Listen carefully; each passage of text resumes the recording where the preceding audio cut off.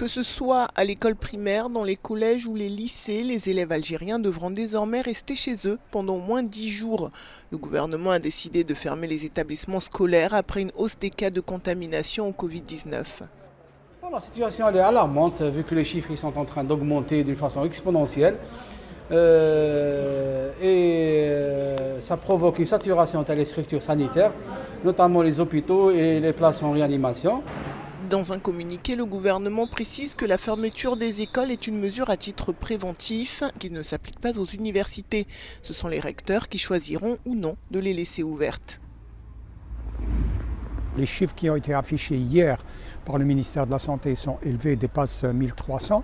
Mais en fait, ces chiffres-là ne reflètent pas la réalité parce qu'il y a beaucoup de personnes qui n'ont pas de signes importants et donc n'ont pas jugé utile d'aller faire des dosages biologiques.